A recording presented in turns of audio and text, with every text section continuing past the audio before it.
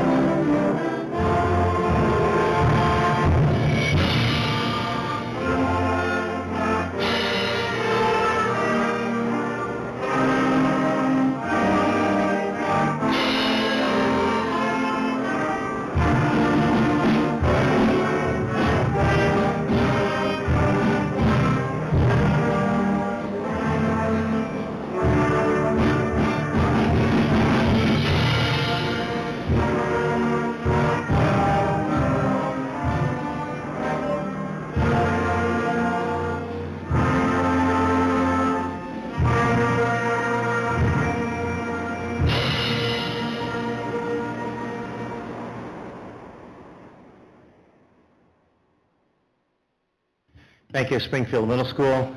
We're going to have our treaty acknowledgement. I've asked Trustee Boyton to read out our treaty acknowledgement. Lorraine? We acknowledge the traditional land upon which Sunrise School Division resides as Treaty 1 territory. We honor our partnership with Canada's original peoples and respect the gifts of Indigenous history, culture, and language. We commit to moving forward in partnership with our communities in a spirit of collaboration and reconciliation. Thank you, Lorraine. Before we adopt the agenda, I certainly want to welcome our new trustee, Donna Wilson, representing the Lac Du Bonnet area. We're going to do something official in a minute, and we'll get to that very quickly, Donna, but welcome aboard. We're going to have the adoption of our agenda. So be it resolved, the board approve our agenda. I need a mover and a seconder. Moved by Trustee Dent, seconded by Trustee Smith. Any questions to the agenda? Okay, hearing none, we'll vote.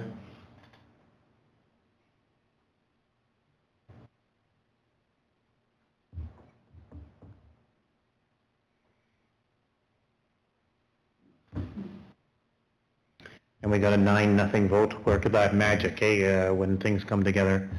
Chair's comments for the people that are listening online, just introductions of people around the room that are watching. Trustee, we have Superintendent Reed, Assistant Secretary, Treasurer Jody Thiessen, Assistant Superintendent Lars Spielberg. We have outgoing Superintendent Kathy Timko. We have Donna Wilson, Trustee, Diane Rowland, Trustee. We have Alicia Smith, Trustee, Don Nickel, Trustee, Dustin Dent, Trustee, Lorraine Boyton, Trustee, Melissa Rowan, Trustee, and Robin Harris, Trustee. As well in the room, we have Lisa Natishin that's going to do something official with us that works in our business office. We also have Matt Bialik, who's here, that's going to give us a presentation. And we have Sarah Scott. I normally forget Sarah. Sarah's the executive assistant to the board, so thanks, Sarah. And we also have Mr. Wilson in the, no? Kavanaugh. Say that again, sorry? Kavanaugh. Okay. You can call me this one. No, I better not. That's anyways, we have Donna's husband that's in here as well, so welcome aboard to everybody that's here. The other thing that in the chair's comments, for any of you that have any questions, please send your questions to jody.thiessen@sunrisesd.ca. Name and address for the sender to be included in the email, and we'll get to those questions at question period near the end of our meeting. We often have share a story, but I think the first one I want to share a story. I want to talk a little bit about something that's coming up that I hope everybody's aware of. Maybe Lorraine, you can talk a little bit about it. That's no, you do it. Go ahead. It's a Community of Futures annual general meeting and awards banquet. They're holding it on Monday, June the 17th at 6:30 p.m. at the Pioneer Club of Lac du Bonny. The tickets are $35. I have the contact information here I can share with everybody. And at this event, they will be honoring a Volunteer of the Year, and they're honoring Russ Reed for this beautiful, I guess, memoriam for him. So I can share this information to everybody. Thanks. So I just wanted to make sure that we were all aware of that. I have said that I was going to go ahead and attend, and if any of you certainly can attend, that would be great for going ahead and doing it. Of course, it's a busy time of the year. We understand lots of things going on, but I'll certainly be there. Share a story, so I'm going to open the floor. Who would like to share a story?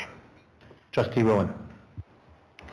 All right. As I mentioned last meeting, there's lots of exciting things happening in our schools in May and June. As such, my list this week is a little bit lengthy.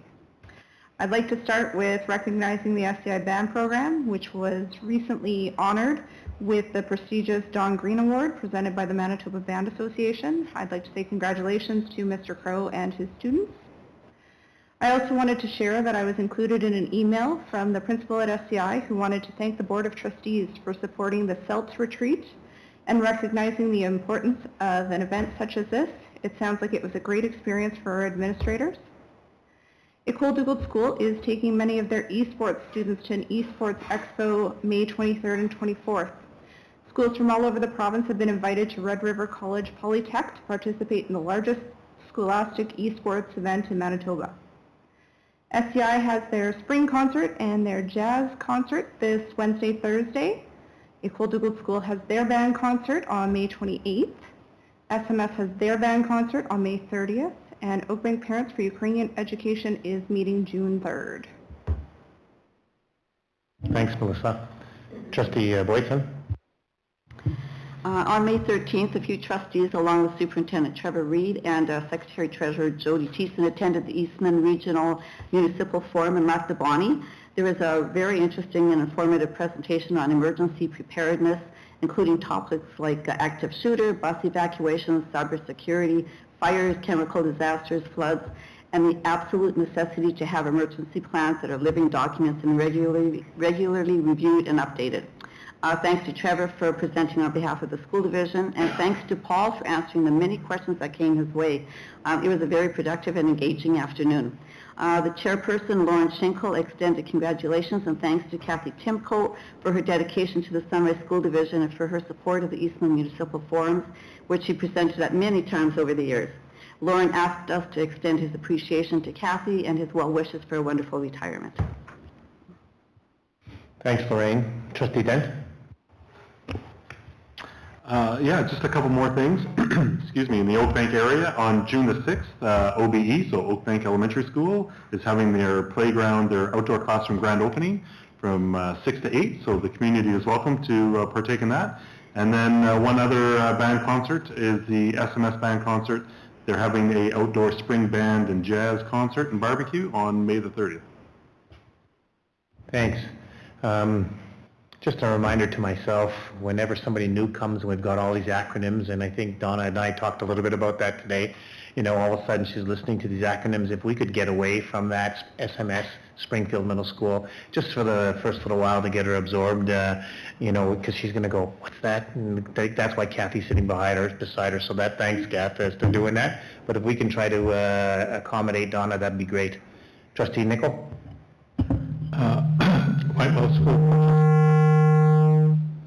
Whitemouth School purchased a wheelchair accessible picnic table that will have a large graphic of the Turtle Island on it for Indigenous teaching. I mentioned last time about the grade 6 going to badminton. The grade 6 brought home the Sunrise Athletic Conference banner. This is the first banner they've brought back since 2016. We are a small school, so that's probably one of the schools that never cut anybody from their team. In fact, sometimes we have to beg to get enough players. Thanks, Trustee Nicol.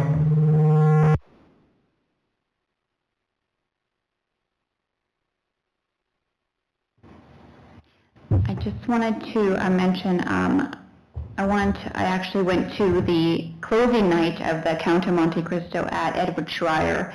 And I just wanted to mention the level of organization and ability and the enthusiasm of the students. I was actually quite impressed on the dedication of the students and the teachers. And the costumes were amazing. I was amazed. One gown, I don't know how many hours it would have taken to make that. It was absolutely amazing. And I want to mention my husband stayed for the entire event, so it must have been amazing. So it was very well done. Thanks, Trustee Smith. Anyone else? So I want to mention myself, Poverty Schools having a talent night on Thursday. Festival of Talents, thanks. So Festival of Talents, I'm going to go. I'm not going to sing or anything like that, so don't, but the Festival of Talents with students, it sounds pretty exciting, that what we're doing. I think the other thing is that we always remind ourselves to thank our staff at this time of the year, you know, May, June, where people are tired and kids are tired, but there's lots of activities that are going on in our schools. And we're very fortunate to have our staff going ahead and doing those things. So kudos, because it's not run without our staff as to where we are. Anyone else? Okay. We have our board delegation, and am I going to turn this over to you, Jody, to introduce it? We're going to do inauguration? Yep. So we'll start with the inauguration that I have listed. So for folks that are just watching and new for Donna as well, what we do is the oath of the trustee. So this is where we'll get you to read aloud the oath. And the last time we had to do it was at the initial inauguration where everybody read all together. So unfortunately, because you're won the by-election, you're flying solo tonight. So we'll get you to read it, and then once you're done, we'll have Lisa Natition sign off on the oath that you've completed it. There? Yep. I, Donna Wilson of 10 Marine Drive, Lac du Bonnet, in the province of Manitoba, make oath and say and affirm that I was elected a school trustee of Ward 8 of the Sunrise School Division on the 6th day of May, AD 2024. I am an actual resident elector within the said school division. That my place of residence is 10 Marine Drive, Lac du Bonnet, Manitoba. That I am a Canadian citizen, that I am of the full age of 18 years, that I am not otherwise disqualified under the Public Schools Act, that I will faithfully and impartially, to the best of my ability and knowledge, perform and fulfill the duties of the Office of School Trustee of Ward 8 of the Sunrise School Division, to which I have been elected, and so long as I shall continue to hold the office without fear or favor, that I will faithfully and bear true allegiance to His Majesty King Charles, his heirs and successors, according to law. Perfect. Thank you.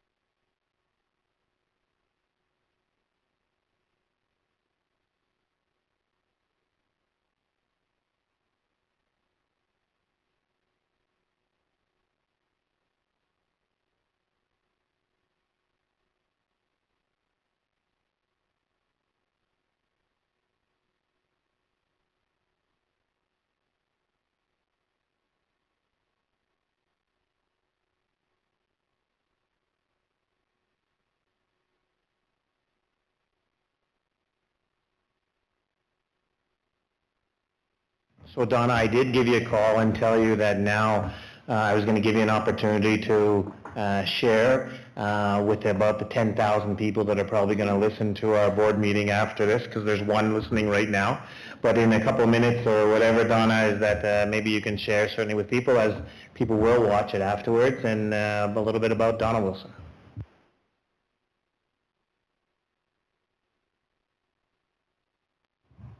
The light lights up. I now have the microphone aced. I guess I would sum up Donna Wilson as an educator. I started teaching when I was 20 years old, and I've been in the school system for a long time at various levels and in different places like the university and Red River College. I'm very committed to students and the public school system. I think the public school system offers the best education for the young people of today, and that's why I sought election, so that I could work with this illustrious group. So, thank you.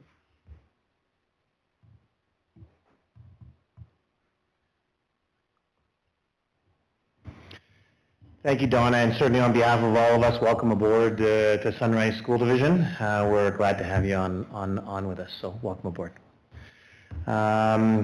We now have, Jody, I'm going to turn it over to you, is that you have Mr. Bialik, who's got a 3-hour presentation for us, so thanks for introducing Mr. Bialik. Yes, that's correct. It is a 3-hour presentation, so you guys are in for a treat. So we have, I'm happy to announce that we have a finance manager here, Matt Bialik. He started back in March. He really got his hands right into it with March year end, really got a taste of what we're all about. So it's really good. Within a couple of months, we make him do a presentation to the board. So training's been going well. It's wonderful to have him in the office. He's, in what I can see, soaking up all the information he needs to get the job done. So tonight, he has a bit of a presentation that he's put together for everybody to enjoy. So I'll turn it over to Matt.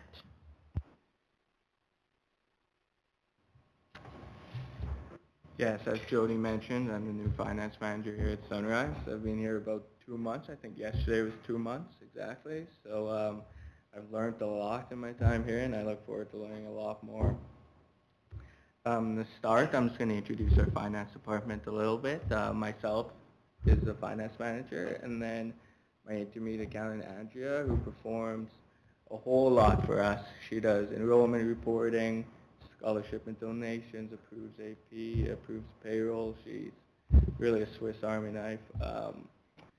My finance officers, first being Jeff, who does a lot of he's our accounts payable guy. He does our invoice entry and some deposits. And then Lisa, who's point 4 in payroll and point 4 finance. She does accounts receivable for us, and then some casual and bus subs.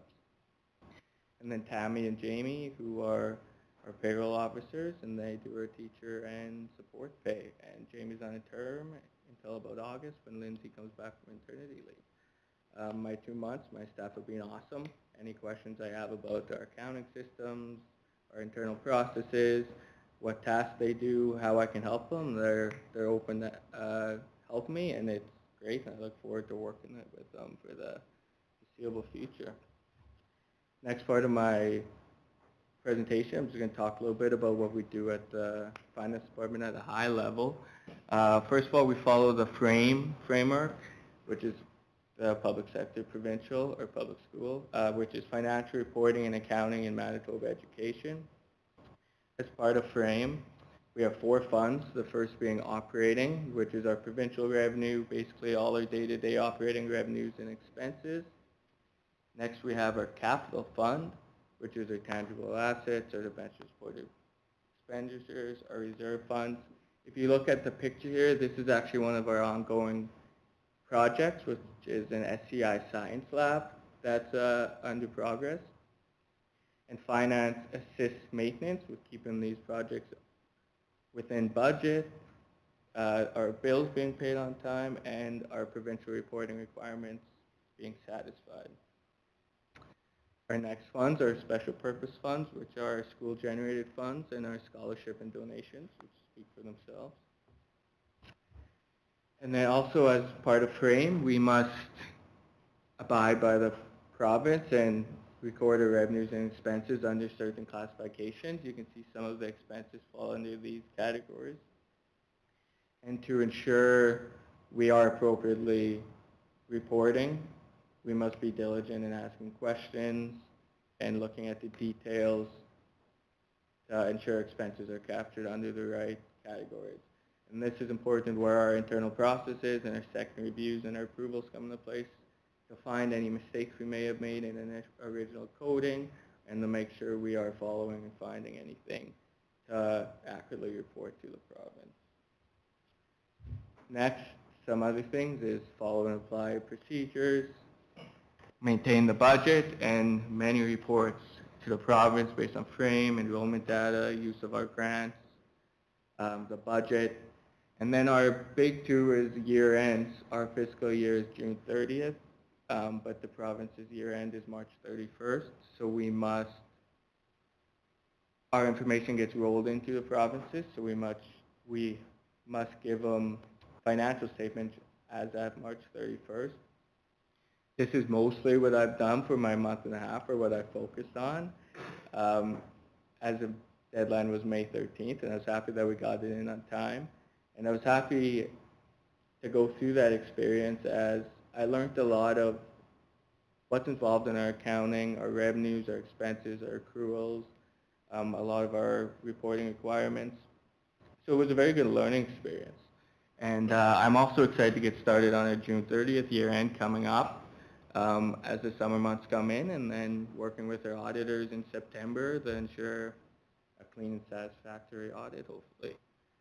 And then lastly, we have some reports to the Finance Committee and yourselves, who Jody would present for us. And then another major thing we do here is we have a large payroll.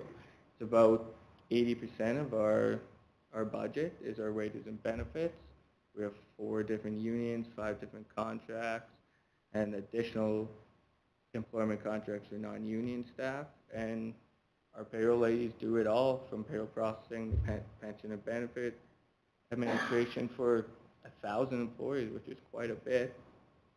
And they do a great job of it, handling phone calls from various individuals, resolving these issues quick, to ensure the happiness of our teachers and employees. Also, something I haven't mentioned in this is another big function is working with our principals and working with our schools to make their life easier. And that's what I hope to accomplish as I get further looking into things, because we want them to be able to focus on their most important thing, which is educating our future generations. So that's one thing that I look forward to seeing how we can improve our communication and make things easier for them. And then also looking to the future, continue to work with my team to learn internal processes, work with Jody to learn the in and outs and everything there's still a lot I have to learn. And then work with our auditors coming up in September. And then I'm also excited to see a school year from the start. I've only really got the end in the last 2 months. So to see it from September and flow through the whole year is something I'm looking forward to, and seeing the whole picture compared to just a little tiny one that I've seen so far. So that's all I have today for you guys. I'm not too much of a talker, so hopefully that was good enough. But and I'll try my best to answer your questions, but I might have to defer to Jody for some of them. But yeah, any questions from anybody? Oh, sorry. Thanks, Matt. Again, not easy about coming in and 2 months having to report to the board, but thanks for going ahead and doing this. We appreciate it. Anybody comments or questions? Trustee Boyson. I don't have a question for you, but I have an observation. As you were presenting, I was watching Jody, and she was sitting over there like the proud parent, smiling and nodding, like, so you've done her proud tonight. Anyone? Questions? I can tell you, Matt, that I've got some feedback from people in the office, and they're extremely happy with you in the supportive role that you've been in. So thank you to that. You also made a comment that made me really happy just now. And your comment is that I want to make the job easier for principals. Being a former principal, you know what, you're right. We want our principals, obviously they need to make sure that where their budgets are, but we want them doing the reading, writing, and arithmetic stuff as much as possible. So when you said that, that's music to my ears, so thanks for accommodating that way. Anyone else want to make comments? So the lucky thing about it is that you just have to stay, your first presentation, you have to normally now stay to the rest of the meeting, so thanks very much, Matt. No, just kidding. You know what, Matt, thanks very much. We appreciate you coming around, and welcome aboard to our team.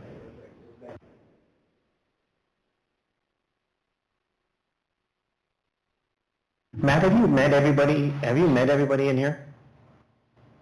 No. Okay. Go around and shake hands. No. I'm serious.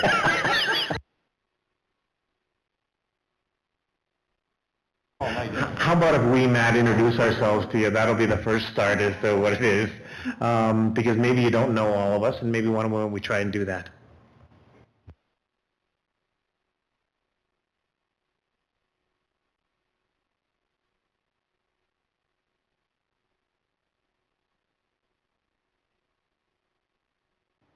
Hi, I'm Melissa from the Oakbank area.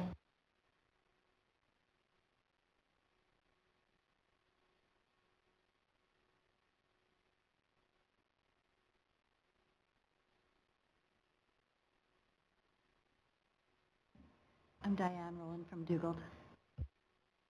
Why we just did this, Matt, is because there is going to be a test later on, and so we just wanted to make sure where things are. Anyways, Matt, welcome aboard. Thanks very much for coming out tonight. Appreciate it.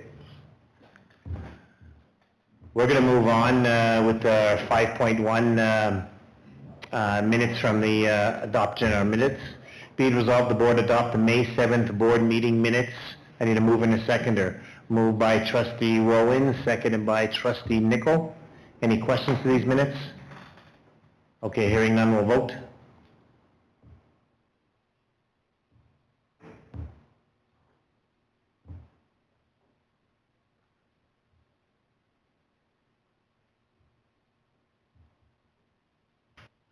Passed 9-0, thank you. 6.0 is our superintendent's, and so I'm going to turn this over to Mr. Reed. You have the floor. Thank you. So you received a copy of the report. I'll just put it up there. Just a couple of things from the report quickly. Thank you going out to our literacy program leaders, Natalie Liddy and Joanna Captain, for successfully applying for a provincial Green Team grant. We see those all over the province, and you know, they stole the idea from a neighboring school division in Winnipeg and made successful application. We get to hire 2 university students from now until the end of the year to support our classrooms. So I think schools are to be determined depending on where our applicants are from, just trying to find a fit, so not targeting a specific school necessarily, but just taking advantage of the opportunity to add a resource to our schools. Just a little bit of a summary there from the SALT retreat that was last week. Just wanted to share that the feedback from principals and vice principals was very positive. Some of that made that back to the board level. So I think it was 2 days well spent. We covered everything on the agenda. A Unified Sports Day, originally scheduled for May the 16th and rescheduled to May the 23rd because of weather. We'll keep our fingers crossed, but right now Thursday is forecasted for 3 above and rain and possibly snow. So I don't know if that day will go off or not. But hey, if it is by some small miracle on the 23rd, I encourage you to try and get out there if you're in the area at all, because it's a really fantastic day. It's a really, really good day. And just a general update on hiring. Continues to go well across the school division. Schools are still making it a priority. They're commenting on that they're still getting very good applicant pools and happy with what they're seeing. Just at a divisional level, I think we've finished our divisional hiring with the hiring of a 1.0 FTE responsive teaching program leader and our 0.6 milliliters career development teacher. EA recall will be happening the first week of June, and the team seems well positioned to get that done.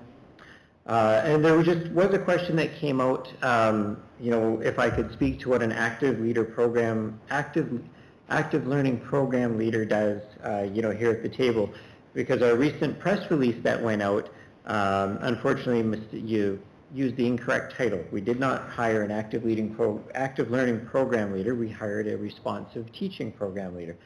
But I figured I would probably take the time and explain what a responsive teaching program leader does, because that's a little bit of, could be considered an ambiguous title.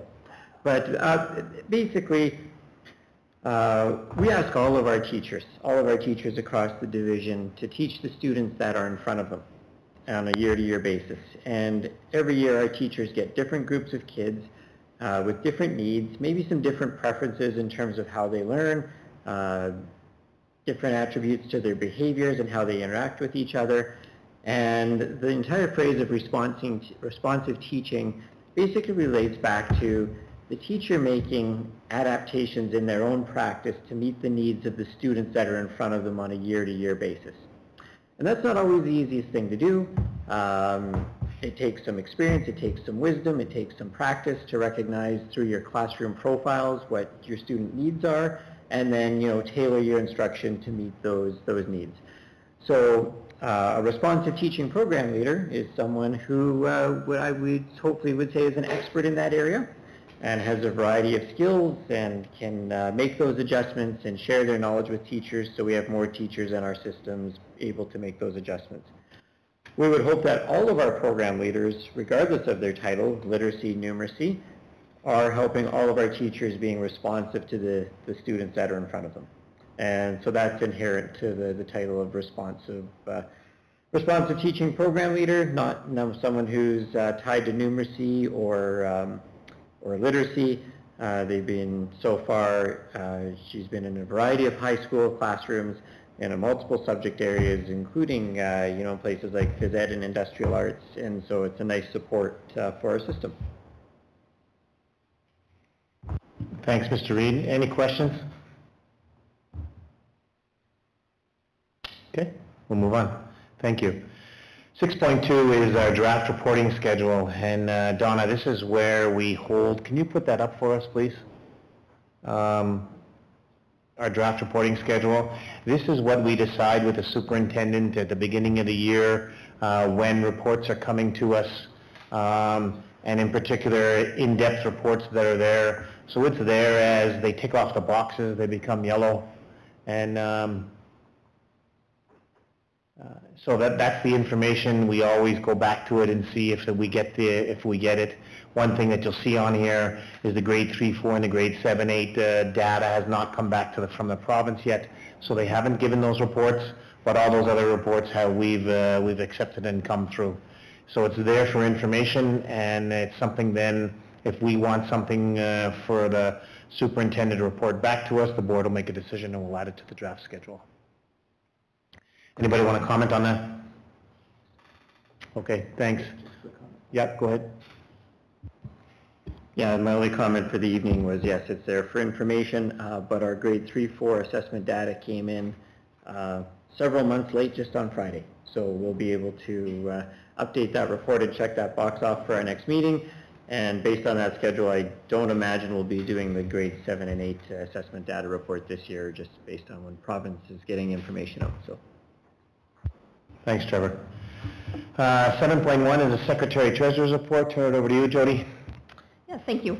I have kind of a lengthy report, mostly full of pictures, which is unusual for the Secretary Treasurer report, but I'm happy to present some pictures of SCI, or Springfield Collegiate's Second Science Lab renewal. So you were privy to one picture in the finance manager's presentation. We have a couple pictures here of the progress, and it's near completion. They're just going over the defect list right now. So it looks beautiful, and it sounds like we'll be receiving the furniture before the end of the school year, so it'll be a fully functioning classroom. So I'm happy to see the progress, and we're pretty lucky to have a new science lab, a second science lab renewal project here, and this was for 2 classrooms.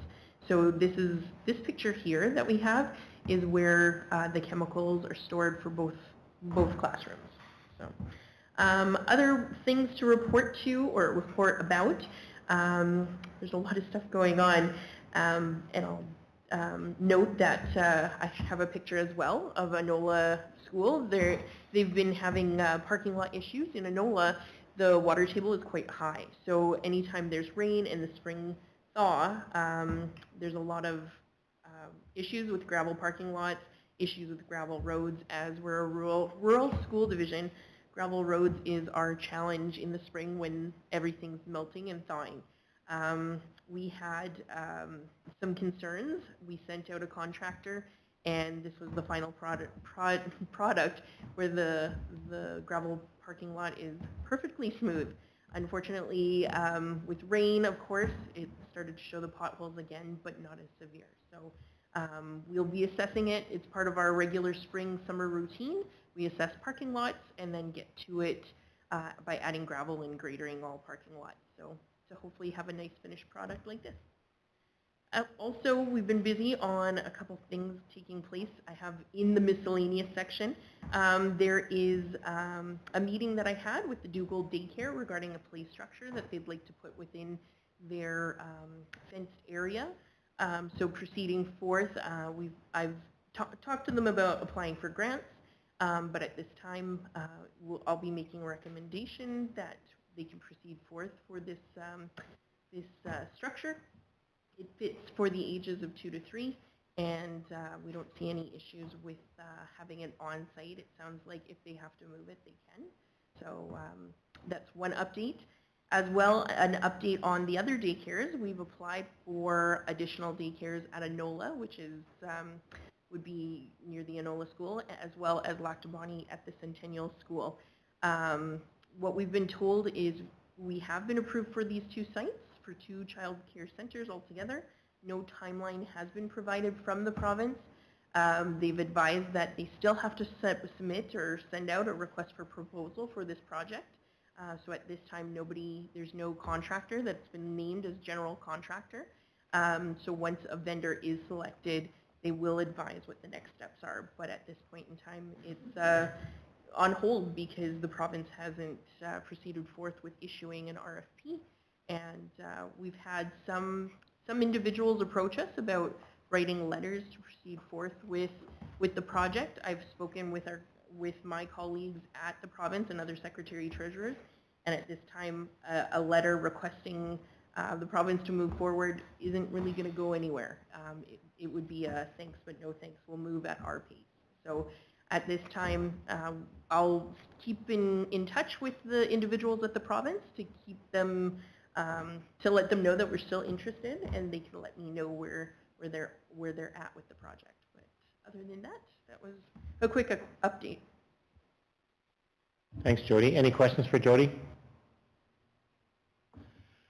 Jody, so on my way out here from the city, just before the meeting, I was listening to the news, and on the news they talked about the green team, $4 million being cut from the green team. And then all of a sudden, you know, I'm reading saying, we got some green team money. But actually, the minister, Ian Bush, he actually got on the radio and talked a little bit about, well, for people that didn't get money through the green team, you know, I'll sit down and talk to you and stuff. So great that we've got, and it's kind of interesting as to maybe there's a shift in some of the spending that's going on. So whether that's our daycares or whatever, but that was just on the news right around 6 o'clock tonight.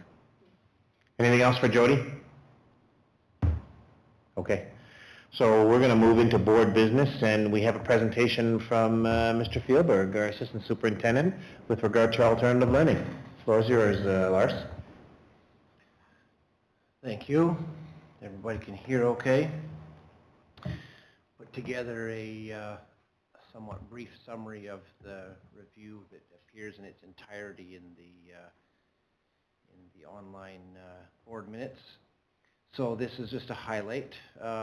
Goes through sort of the sections of the document with some descriptions of where things are. Just talks about the purpose, process, look at the parts of the review, and just sort of pick some highlights of what appeared in the different sections.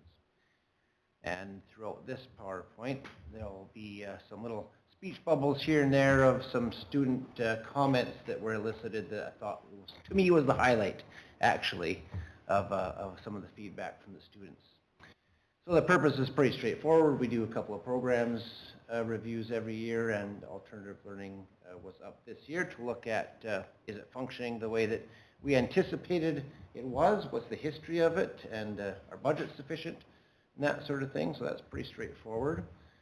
The process for this review was to look at the history of what it was intended to do, who it was intended to serve, what the current model and guidelines are, look at the staffing history and current status, and then we got input from stakeholders, and in this review, students, families, and school teams where the programs were in place. Sections of the document, purpose and process. There's a summary for key findings and recommendations that we will see shortly. Actions completed. These just show the locations of the information on those pages. Nothing super important to talk about here. As much as I don't want to read off the slide, there's no other way of reviewing the key findings. Budget seems sufficient for rent. There is an opportunity to actually save some money for rent because one of the programs is deciding to move into the school rather than being external from the school. So that makes our budget flexibility greater. The current description of the ALP model does not align exactly with current practice. It's very close. In going over what the current program description is with the school teams, there were some minor ways that it didn't actually align with current practice. Mostly it did. Really interesting in trying to find out what's happening in the program, we discovered that it is practically impossible to determine which credits were earned at ALP by searching in our database for credits. And the attendance also, we discovered that there's inconsistent attendance tracking, so it was really hard to report precisely on what credits were earned for sure, by whom, through ALP, and how often and to what degree students are attending.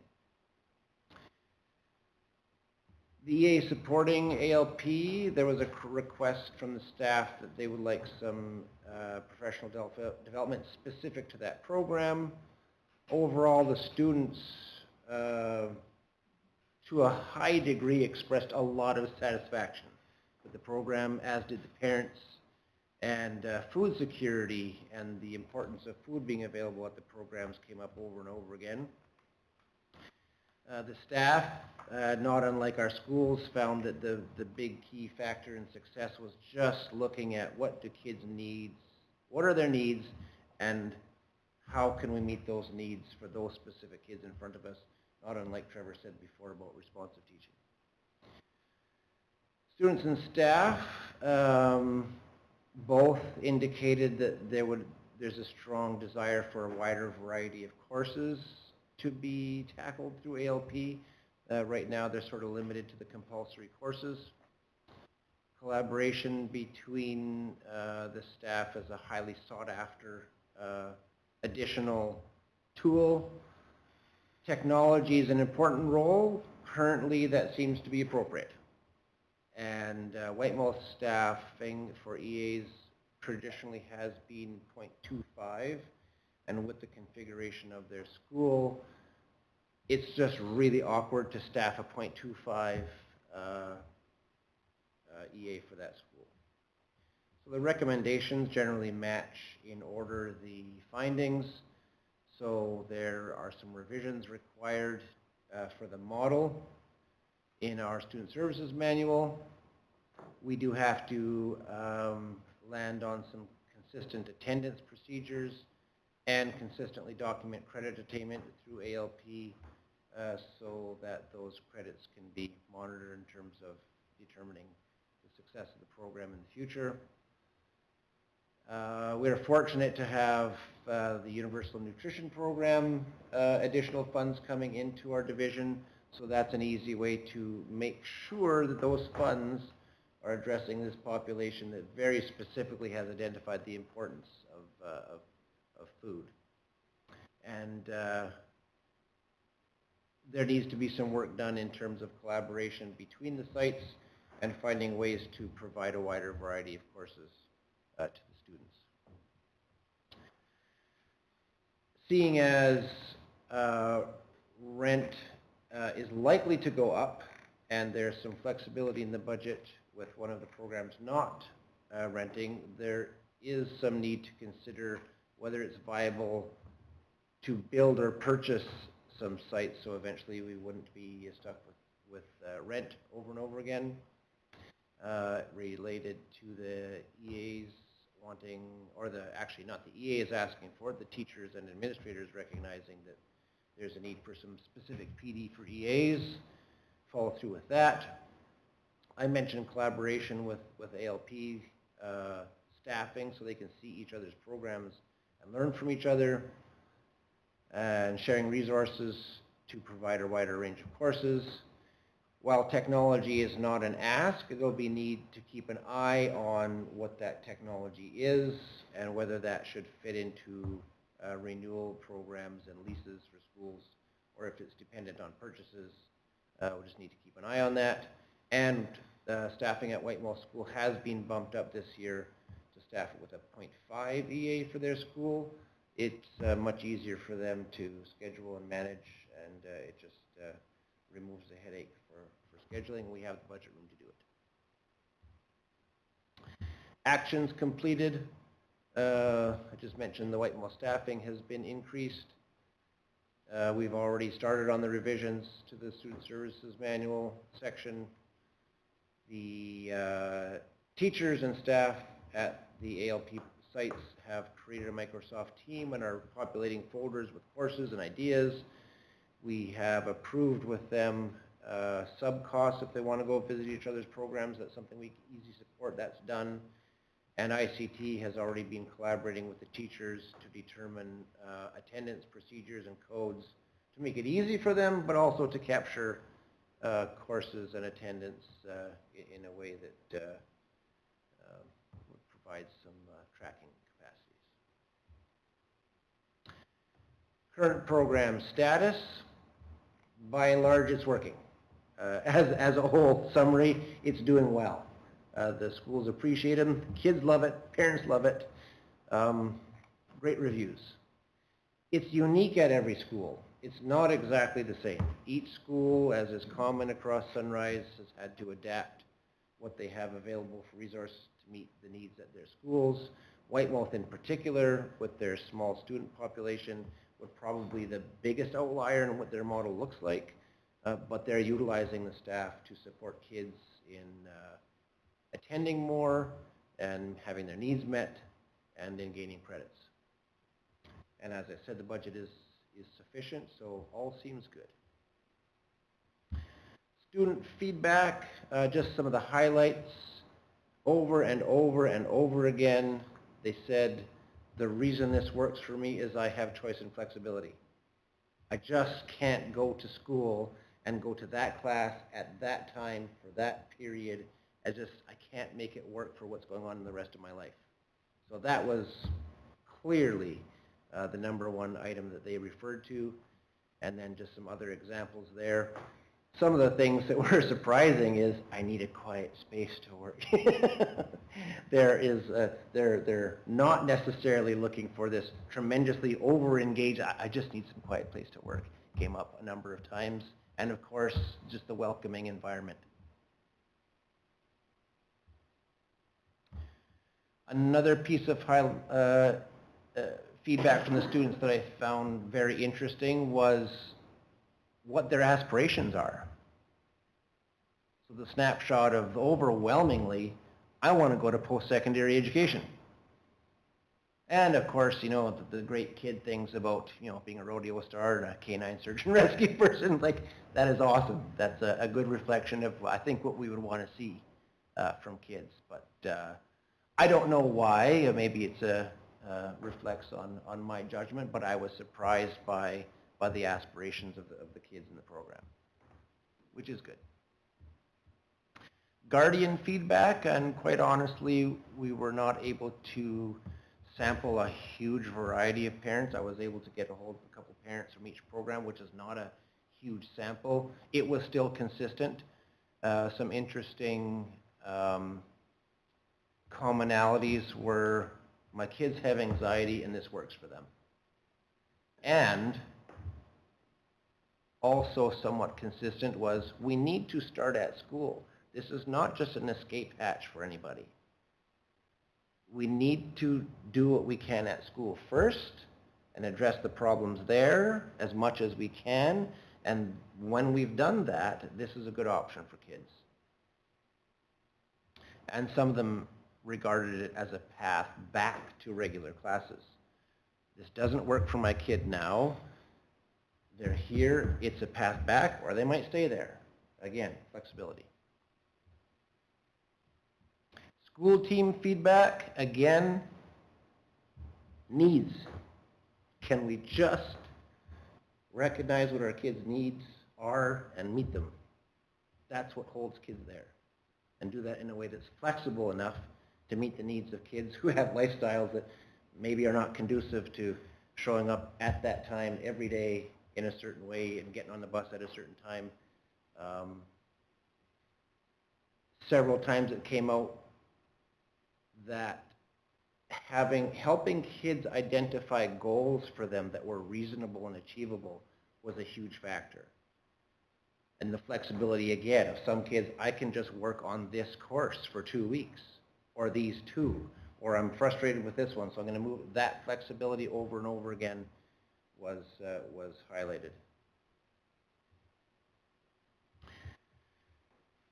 I don't think these are all the comments from the kids. It's no time to read these, but I just thought I would include them in here. They're included also in the report. And basically, that's the summary of the report in a nutshell. Questions? Thanks, Lars. Any questions for Lars? Melissa? Not on your PowerPoint, but in the other document that was attached here, I noticed a trend in which most of our sites are down in students this year compared to last. Is this because many of those students from last year have graduated? If not, have they returned to the typical classroom setting, or is there another indicator that I haven't touched on? It would be difficult to identify what that indicator was. If I looked at the populations in the program, I don't recall if they went up or down, or if they're consistently going down. That would be an interesting question to follow up with. I imagine it would be different at every site, but why the population may be going up or down. Anyone else? Trustee Rowland?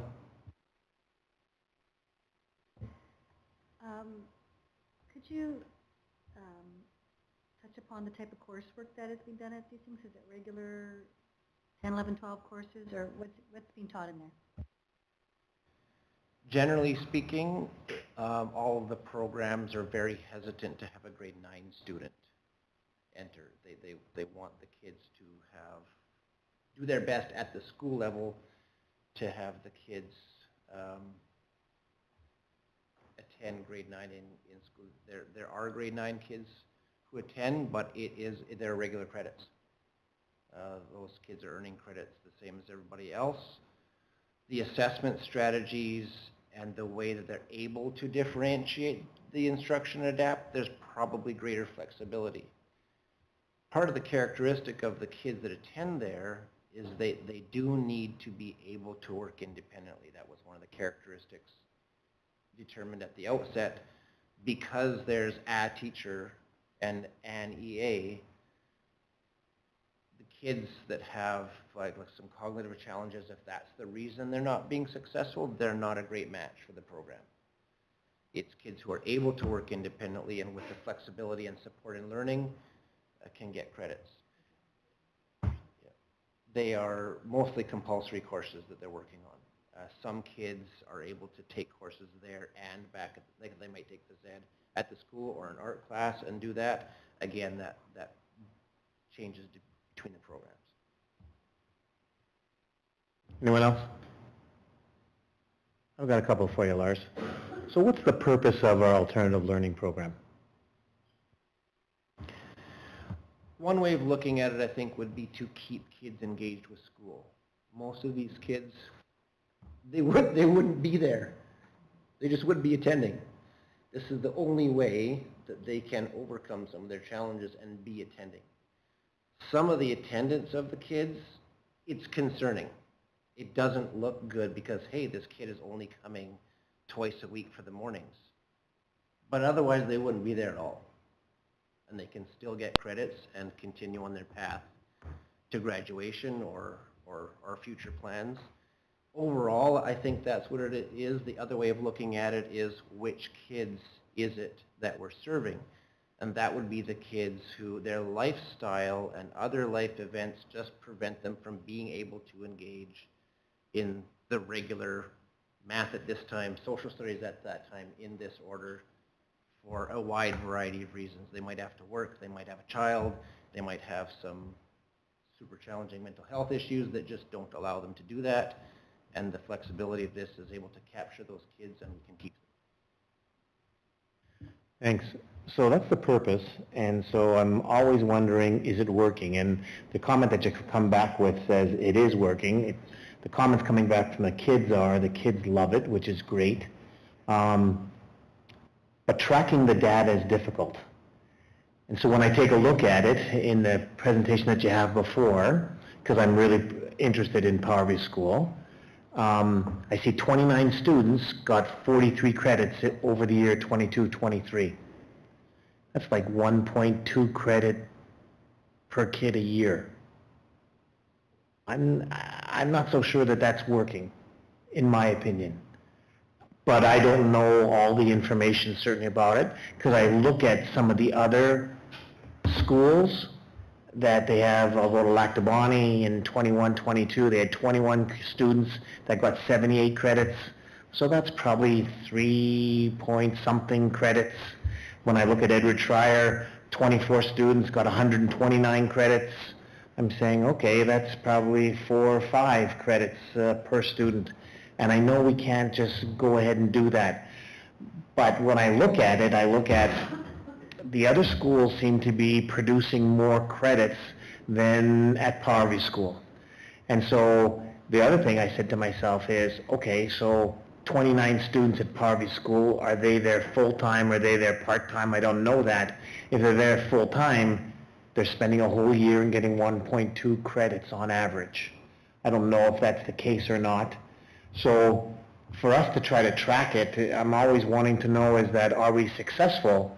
And certainly the data about how many kids are getting credits out of there is something that can tell us a lot. I happen to be by, I sit on another 2 committees with the teacher at Empower, not at Empower, at the Alternative Learning Program. So I'm there an awful lot at the school. If there's, I think that there's 26 students this year. I don't see 26 students in there. And I think that that's flexibility that they're looking for. That's great, but I don't see a whole lot of students when I'm there. And I'm just wondering, you know, how many of those students then are part-time, how many of those students are not, but that's not a whole lot of credits that we're getting out of one program. I think the teacher's doing a marvelous job with some of the things that are going on, but I'm always looking for, how do we measure whether this is working or not?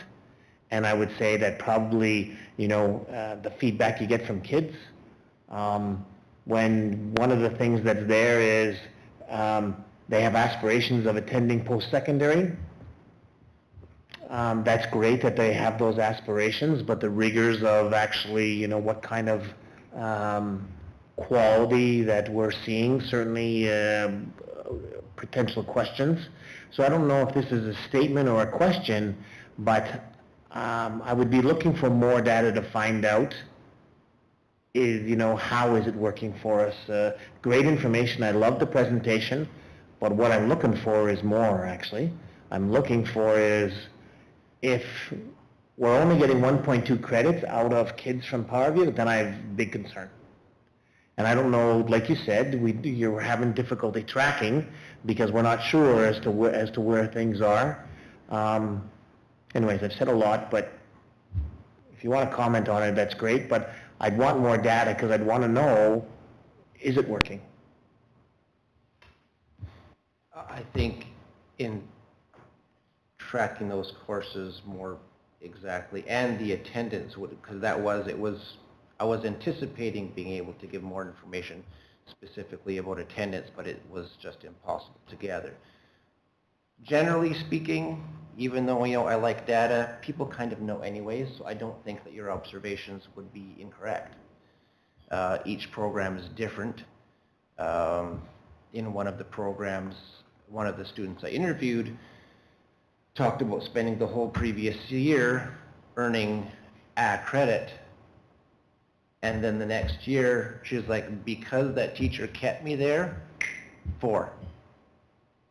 So there's the potential for an explosion of credits in just like, look, we need to keep these kids here, keep them feeling welcome, and that's what she said, was like, had it not been for Mrs. Klepowicz, I don't know what would have happened, but she just kept on welcoming me and just kept welcoming me, and okay, now I'm in, and bang, 4 credits.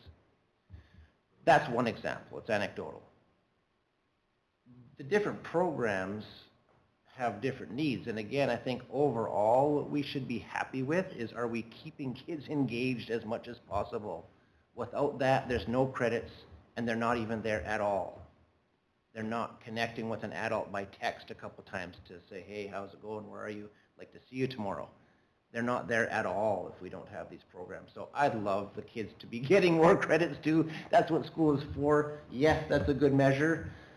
I think we have to be happy and proud with other measures too that we're keeping kids engaged and connected to trusted adults. That will hopefully have payoffs that will be really hard to measure. Thanks, Lars. Anyone else? Okay. I think one of the questions you're going to hear from me as we move forward into next year is how are we collecting data, certainly to find out at each site how we're doing with kids and how are kids, full-time, part-time, getting credits there and taking a deeper look at it. But thank you. We're going to move on to signing authority. So be it resolved that the board approve the superintendent, CEO, Trevor Reed, as one of the Sunrise School Division's representatives with signing authority. I need a mover and a second. A move by trustee Nichols, seconded by trustee Rowan. Any questions to this? Okay, we'll vote.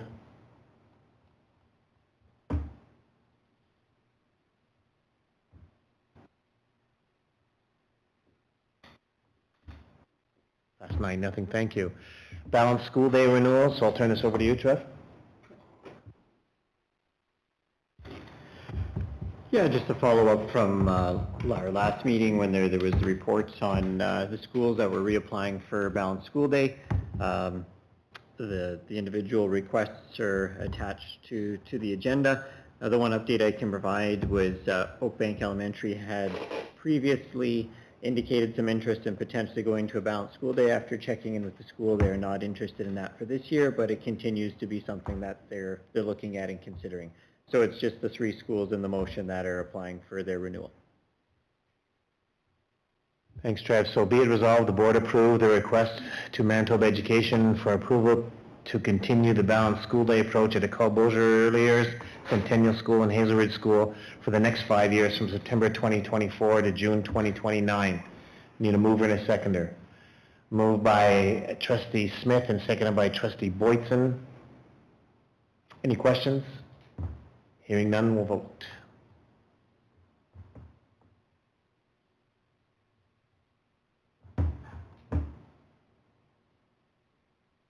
And it passed 9-0, thank you. We now have a conditional approval, a balanced school day request. Trevor, I'll give it to you. So again, this is the follow-up from the last meeting and the report. This is just Powerview School who would like to shift their K-6s to the balanced school day. So this is their request for the K-6 section of their school to go to the balanced school day. So be it resolved that the board approve the request to Manitoba Education for approval of the balanced school day for Cull Parview School. Need a mover and a seconder. Moved by trustee Dent, second by trustee Rowland. Any questions? So I have a comment. Parview being a K-12 school, and I've talked to you about this, Trevor, that this is for K-6, but their high school is looking at moving towards a different blocking system, and I know that you have talked to the administrator, and you've got a plan for that. I am concerned about, I just want to go on record that I'm concerned about going to a 5-block day at Parview School from a 4-block day that they currently have. I know that it's not the balanced school day, but because of the balanced school day, they're suggesting about going to a 5-block day. So I'm really concerned about that, but that's something that you and I know Kathy have talked to the school about, but I wanted to go on record for certainly about saying that. Any other comments? Okay, hearing none, we'll vote.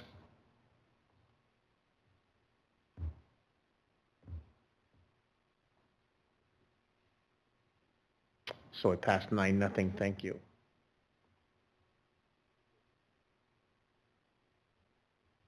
Our strat plan. Is this you, Trev? That's 8.5. I'm reading. Conditional approval, subdivision of Springfield. This is you, Jody? Thanks. Thank you.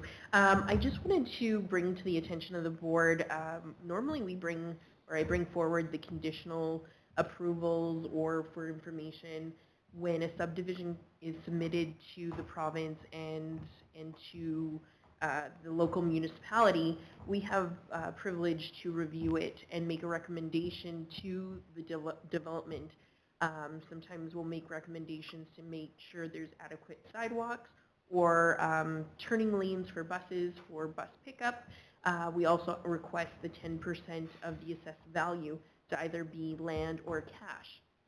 So I wanted to bring to your attention, with working with Springfield, with being able to chat with the planning department, Dan Doucette, as well as the CAO, Colleen Draper, I explained to them what we do with that cash, what we do with that payment to reassure them that we're not taking that money and just spending it. We're putting it into a reserve for the purpose of a future school site. So with that being said, we've been very fortunate. This year, we've received about $10,000 from one developer that we've put money into the reserve. And then just recently, and I have attached the letter from the province with the conditions that in order for this subdivision to be approved, the RMS Springfield has approved it subject to conditions, and condition 2E, I believe it's called, it is that we receive 10% of the property value. So I think it's really important for us to, if we're speaking with counselors from the RMS Springfield, to thank them for making that part of the condition that we receive the 10%. So our work towards working with our colleagues over at the RMS Springfield is paying off. We are receiving funds, and it is being a condition to the development. So I want to just say good work, everybody, because this is one municipality that we've talked to, and they're listening and they're hearing our needs. We have other municipalities to work with and explain to them how it's going to benefit our students, but this is one example where we've asked and they're listening. Thanks, Jody. So we have that land planning committee, your committee, Melissa, and it's for these kind of exact purposes, right? For us to communicate back and forth. That's great that this is that news. Because we do know that we're going to bust pretty soon, right, in the Springfield area. So I know your committee's coming up a little bit later, and we'll give you a chance to talk, but that is great news because we haven't always received land and dollars and cents for us to go ahead and do some of those kind of things. And so I think the relationship that we continue to have with that from your committee, perfect. So nice. Any questions for Jody? Comments? Melissa? It's been about a year since we've met with the other RMs, Is that something that we should be thinking about doing again? Just so that hopefully we can get more RMs on board with applying this condition when approving subdivisions? Yeah, I think part of the strategic plan is to work with the municipalities, so we'll be planning to meet with them probably a fall session or where we can fit in the schedule. I think it was beneficial last time, and we'll do it again. So at the municipalities meeting that we just had, now I think there was 3 or 4 trustees that were there, but we did talk to the fact to the municipalities is that we would like to, one of the things in our strat plan is about reaching out to all of the municipalities and about going to sit with them as opposed to sitting with Sunrise School Division, sitting with the municipalities at these municipal meetings to do exactly what you talked about, Melissa, is to communicate back and forth, tell them about some of the things that are going on, and they were very receptive to it. And so, do you know, at the next municipality meeting is that they're going to give some time for the municipality of Whitemouth to meet with Don, the municipality of Springfield to meet with the 4 trustees, if the 4 trustees can go. Remember, we were talking about whether we should all be going. Well, right now they're embracing the fact is that this is a great opportunity 4 times a year for us to meet with the municipalities and for us to go forward. So they were very open to that idea that we talked about the other day. Comments or questions? Okay. So we don't need any action, that's just info, correct, Jody? Okay. Strat plan update, this is you, Trev?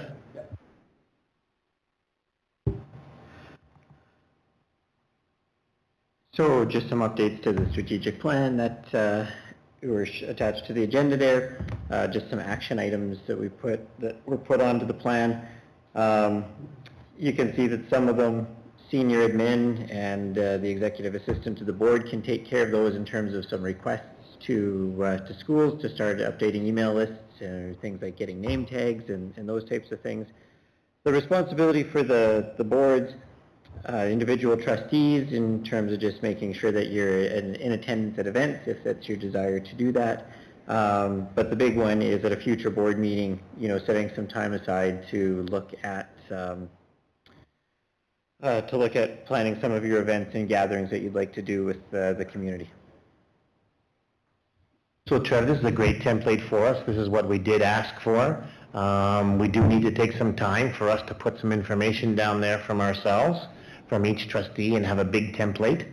And yes, we will find some time in the near future for us to go ahead and do that. Is there any comments, or is that something that we're along that path of what we talked about? Because we do need to fill in tracking and date, and we do want to be accountable to this. Any comment from anyone? Okay, hearing none, Trev, it is a good plan that you and Kathy certainly put together for us. It is something that we need to own. It is something, by our reports that are coming out, sharing a story. There's lots of you that are going out and doing these kind of things, and certainly it is still all about meeting with people and getting some information as to where we are. Trustee Boytson? I'm just wondering if we could make sure it's on maybe the first meeting in September after the holidays, that we go back to that same plan. Great, that's a great idea, thanks. Noted? Okay, anyone else? Okay, thank you. May and June recruitment positions update. This is you, Mr. Reed? Yeah. So just some information from the board. This comes as a follow-up on our April 16th in-camera meeting when we were talking about staffing attendance. I did mention that HR was working on a recruitment plan in terms of, generating some interest in our schools that were more difficult to staff. So this is kind of the background on that now that some of it's come together. So there was extra dollars, I shouldn't say extra dollars, there was funds remaining in our staffing buffer, and that's where the dollars for this initiative came from. So Human Resources put together a plan to recruit 9 new positions for the months of May and June and put them in the communities of Powerview, Whitemouth, Beausejour, and a rotation through the colonies, as those are our schools that are harder to generate interest in and get candidates to apply. So some information on the report, on the dates and timings of interviews and those types of things. Net result is of the 9 positions, 3 which were at Powerview, 2 at White Mouse, 2 here in Beausejour, and 2 through the colonies. 8 of them have been filled. The one that we were not able to recruit a candidate into was the 3rd position at Powerview. Looks like Trevor's going back to teach at Powerview. Thanks very much for the information. Any questions for Trevor? Okay, we'll move on. 8.8 is something that came late to us, and of course in my conversation with Donna this afternoon, I say the board doesn't really like having things come late to us. There is some timing to it, so Trevor, I will go back to you and say you need to talk to your principals and talk to your teachers about making sure that they're getting things in on time, because we don't like doing exactly what we're doing right now that I told Donna that we don't normally do by taking things that are late. But I understand there's an issue, but I think, Trev, if you have a friendly reminder back to your school principals about these kind of things, for the most part, we're pretty good, but we really don't like taking in things that are late. So be it resolved that the board approve in principle the Lac Du Bonny senior field trip to Tullabee backcountry campsites June 1st and 2nd, subject to the superintendent's final approval. Need a mover and a seconder. So this is moved by trustee Wilson. Perfect. And seconded by trustee Rowland. Perfect. Any questions? Okay, hearing none, we'll vote.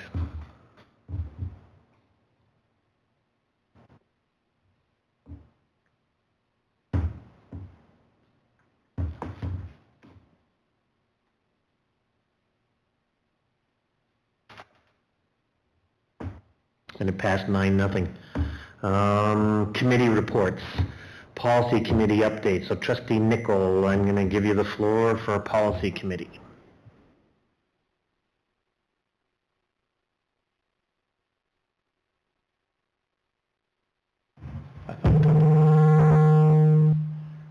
We had our last meeting in May. Hopefully we don't have to meet in June, since we did everything that we were supposed to do according to our plan. There are 2 notions of, so I'm going to go 8, 9, 8, 10, 8, 11, 8, 12 all at the same time, my report. Makes it a little bit faster that way. So there's a policy committee meeting minutes. You can look on here and see what took place. We're having notice of motion for policy 7 and policy 8, and that will be coming on the next meeting. There happens to be, which I was sorry that I didn't catch before late today, there is a typo in one of the notice of motion, and I think it's policy 8. But when you see the one on next meeting, realize it will be changed. So just don't read the one here and think that's exactly what it is. So so there is one for policy 7, policy 8. So are there any questions about that?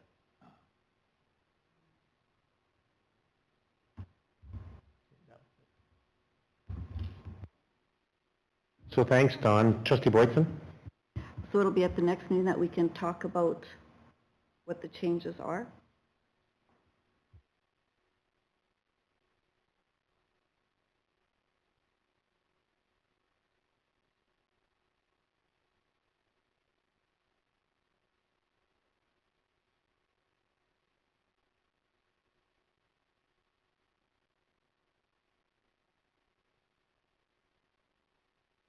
Well, I think that you can do it now, Lorraine, or you can do it next meeting, certainly. Everybody's had the opportunity to take a look at the information that was provided in the minutes that are there. If you want to wait, you can certainly do that. That's totally up to you. Well, I'd rather wait and discuss it on the same day that we pass it or make the motion, because it's only an notice of motion. In some cases, I think the finance committee, it's a notice of motion. They didn't even put down the motion at all. We did. That's just different ways of doing it. So usually notice of motion telling that there's a motion coming forward, and we usually don't discuss it. Okay, so that works. Thanks, Don. And thanks for the minutes that are there. Any questions that Don asked out, and we're good to go? Okay, thanks, Don. We have the Finance Committee. I'm going to turn it over to Trustee Boytson for you to talk anything about the Finance Committee. The minutes are in the package. It does include in the package the explanation of the notice of motion. So if anybody's wondering what it was, it is in the minutes. It's about the indemnity bylaw, so the explanation is there. And just that our next meeting is on May the 24th, and that meeting will cover our April financial package. So that's what we have 2 meetings this month. Thanks, Lorraine. Any questions for Lorraine? And thanks for the information that's there. And certainly if anybody has any questions, they can ask you directly, or certainly we'll bring it up when we get together. We do have a check register that we need to pass, 8.16. Be it resolved that the board receive the April 2024 check register.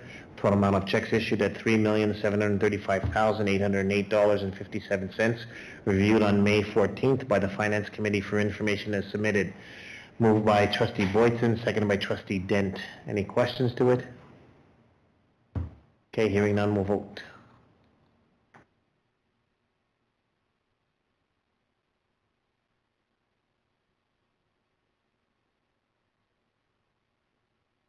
Past 9-0, thank you. The Education Foundation Committee, I'm going to turn it over to you, Jody. So from the last meeting we had with the Education Foundation Committee, the plan was to present what the procedures would be for the Education Foundation. In addition, because there's a lot of material, there was also an executive summary. It kind of summarizes what each category is for, say, the Sunrise School Division Board of Trustees, what as the board should be doing. And then there's an executive summary for just the Education Foundation trustees, which is the subcommittee to the board for the foundation, and what are they going to be responsible for based on the procedures. Then it's broken down into the executive committee, who is that and what does that entitle, what does this group need to do. And then we finish off with if anybody needs to make a donation or willing to work with the school division, and even for some principals, what's the purpose of getting the ball rolling for donors and community groups to start sending or collecting funds and issuing tax receipts. So I have a bit of an executive summary that kind of is the high level. From there, this is probably draft number 4. It's been revised several times because we've all discussed and reviewed it at our various meetings.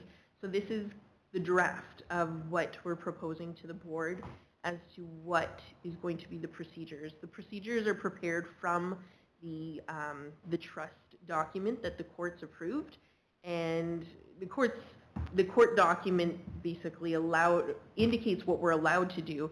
This document here is to explain how we can do it. So there's definitions of, again, the Education Foundation trustees, the executive committee, and then it rolls into the purpose, and it talks about how we get the job done and when can we accept donations and how do we consider to accept donations. So it's a lot of information.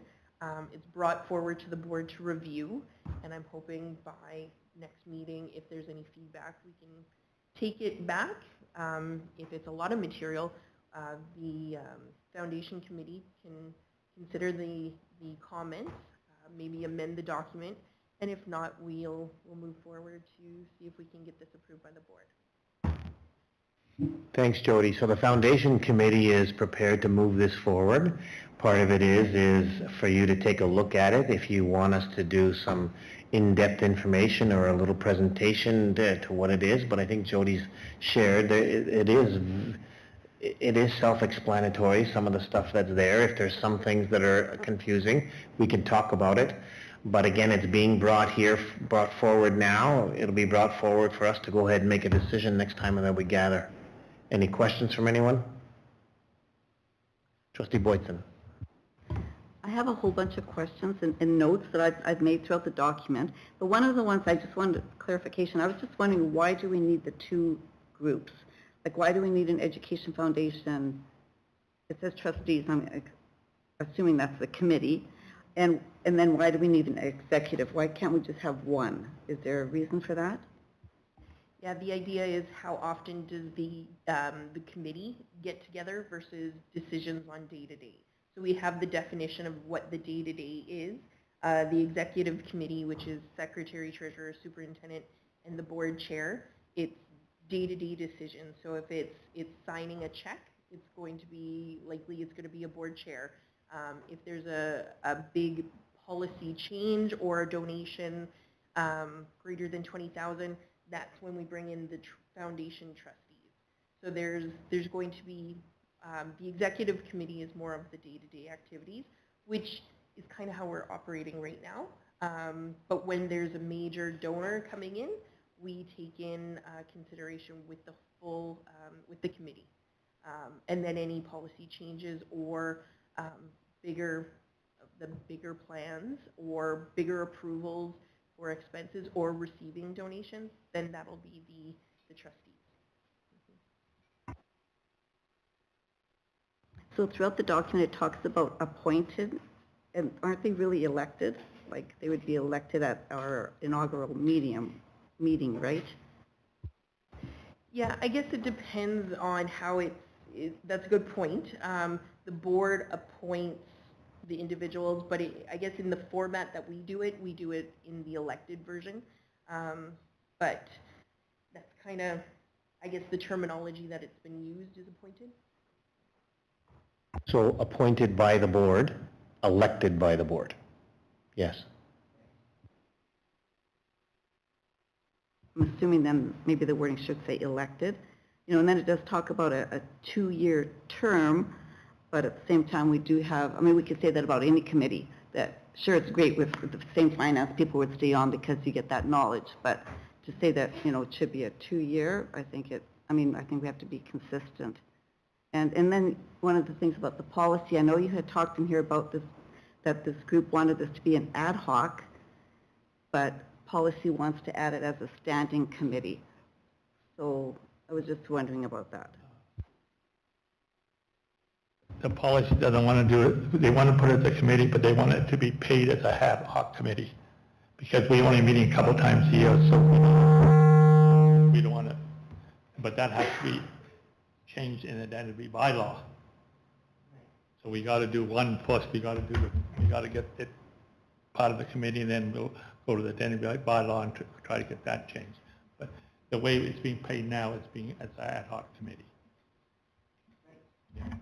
And that's the way we think we should continue to pay, because we only meet twice a year. Right, no, I agree that, you know, if they want it to be an ad hoc, then we have to be consistent, that if it's ad hoc or it's standing, because then that would just cause some nightmares for payroll. So the great point. So part of it is making sure that 2 types of committees that we have in our indemnity bylaw. And one of them, so the committee that put this together thought that this group wasn't going to meet that often, so they should not get an indemnity as large as as a standing committee. So making sure that when we talk about our indemnity bylaw, that it's very clear as when we put this in as well. Good point. And then one more question, what is the fiscal year of this? Because it talks about, you know, 4 months after the year end in October. So I was just wondering what the fiscal year is considered. It's consistent with our school division fiscal year. So when our year end is done in June, the goal is at the same time as our audited financial statements in October. So then the wording in here probably needs to be changed. If it's after the year end in October, it wouldn't be the year end in October? Yeah, it just might be the wording. The intention is 4 months after the year end. I'll take a look at that. So Lorraine, these are all good questions to go ahead and have, and for us to make sure that we're debate. Remember, it's the nine of us that are making these kind of decisions, certainly as to what it is, and then we'll move from there. So have a closer look at it if you haven't. Lorraine, if you want to share some of those questions out with the group of 9 as well, that'll help for us as you go ahead and take a look at it. There was a group that spent a fair bit of time certainly taking a look at it. If we need to tweak some things, let's absolutely do that till we get it right. Fair enough. Dustin, Don, did you want to comment anything about this process? No, I think Jody hit the high spots here. I think it's exciting that we're getting something going. So I've enjoyed being a part of that ad hoc committee. But I think from a policy perspective, there are going to be, you know, there were a lot of documents that we're kind of sifting through and pulling pieces from A and B. So so I appreciate that from Jody. But yeah, it's just about collecting those things and making the document our own. Any other questions? So again, this will come up again as the next time that we get together. If you haven't taken a quick in-depth look at it, please go ahead and do that. And if you have questions, certainly share with the group so that we know. Thank you. 819, the Ad Hoc Planning Committee update. Anything from you, Trustee Rowan? Just a reminder to trustees that we are meeting with Bob Lagasse, Ron Schuler, and Wayne Owasco this Friday. I did send an email out asking for questions for consideration. If anybody has any that they would like the ad hoc committee to consider, please make sure you send them to me. Thank you. Anyone else? Good work. Just for Donna's, now that I'm thinking about it, I should have been doing this. The ad hoc committee, can you just explain who's on your ad hoc committee, Trustee Rowan? Our ad hoc committee consists of the 4 Springfield trustees. So we have Diane Rowland, Dustin Dent, Lorraine Boydson, and myself. And Don, can you say policy? Who's on your policy committee? Alicia and Melissa. And Lorraine, can you talk about who's on your finance committee? Melissa, Diane, Dustin, and myself.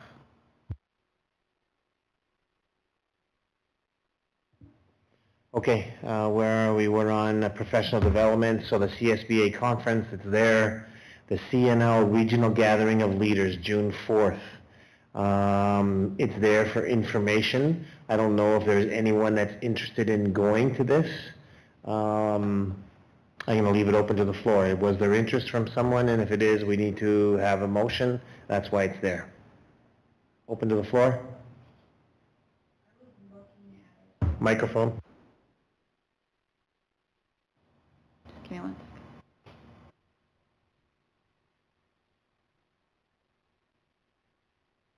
So this is about the future of the Pinawa, the site in Pinawa.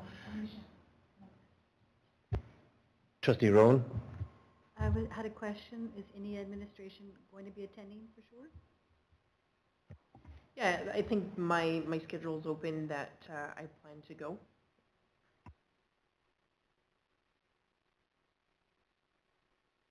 Okay, so we'll leave it there. I think there's one other opportunity for us to go if you want to go. There's one other opportunity for us on May. No, there isn't, is there? We don't have another board meeting before this, do we? Okay. Yes. I would potentially like to go. I just can't confirm tonight. So is it possible to get approval and then I could just confirm? Why don't we do that is, I think that if people are interested, why don't we put your names down? If you happen to not go, at least then you have the ability to do that. Trustee Nicol? Can we just make a motion to allow anybody to go that would like to go? Because right now, I might want to go, but it's on June the 4th, and I got to check too, so make it wide open too. Heads, are we okay with doing that? Okay, so be it, There's a limit though. however, let's cross that bridge, I guess. If there's more than 5, then we'll figure it out, but let's just open it. Good point. Troublemaker. Okay, so they put the motion, be it resolved that the board approve trustees to attend the CNL Regional Gathering of Leaders on June the 4th, 2024 in Beaujeu, knowing that there's only 5 that are allowed to go. And one senior admin. Well, Jody can go. She doesn't need our permission to go. what it is, it's we need trustees' permission to go. Yes, sir. Why only 5? Invite is only for 5. Oh, okay. So did I change your motion on you? Are we okay, Sarah? Okay. Trustee Rowan? I think what Robin is trying to get at is that our invitation is only for 5, so if Jody's going, we can only take a maximum of 4 trustees. You're a smart cookie, aren't you? There we go. Yes, I didn't. Oh, well. So, again, 4 trustees that'll go, but we do need to get a motion, just simple. And it didn't seem like the whole people were knocking down the door, but now it's open and we'll figure it out from there. Okay? Any more questions? Oh, no, I need a mover and a seconder. Moved by trustee Dent, seconded by trustee Smith. Questions? Okay, hearing none, we'll vote.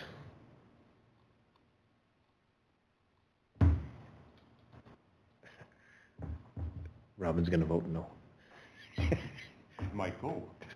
To the motion? Past 9, nothing, Can thank I you. suggest that Sarah sends out an invitation and the first 4 that respond are the ones that get to go? Thanks. Yeah. Sarah, you decide. If people are too bad, you're the 5th one, too bad. You decide as to what it is. Get it in. Okay, thank you. Professional development. So we do have for information a divisional financial summary report. Did you want to say anything to this, Jody? I think the report's there. If anybody has any questions on it, it's been kind of consistent messaging for the last couple of months of where we're at in our financial position. As we get closer to the school year, we're getting closer to where we're sitting at.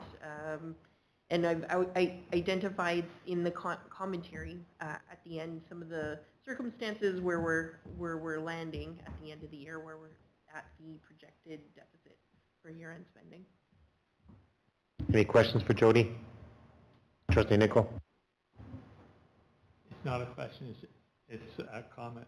I'm pleased to see that we only $241,000 less than what we difference between what we budget for. In business, anything between 1% and 2% is really good. This is way less than 1%, so I'd like to commend the finance committee to make sure that we were on budget. Thanks, Don. Anyone else?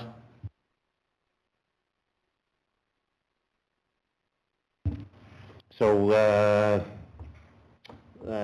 board correspondence, nice to know information. So 12.3 is that full-page ad about our new trustee that's in the Clipper. Just teasing you, Donna. Thanks, information that's there. Questions from the public, 14.0. Jody, do we have any questions from the public?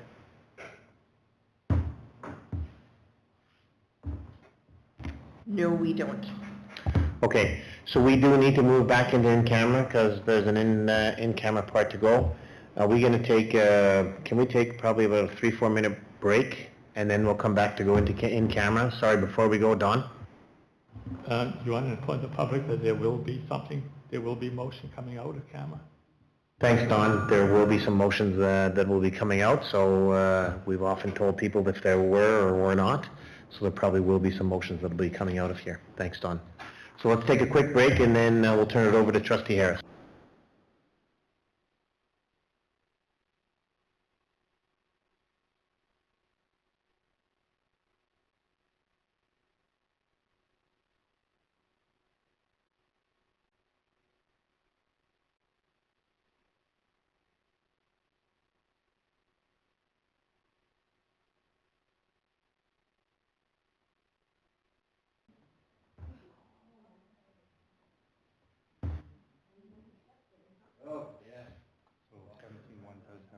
So are we good to go? So has everyone joined the meeting, Sarah? Okay, so we're back from in-camera.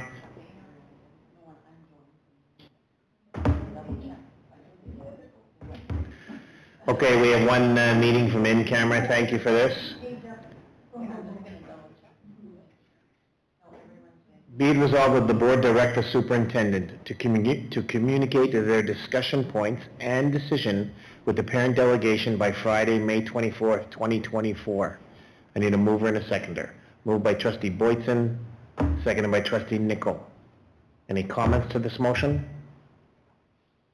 Okay, hearing none, we'll vote.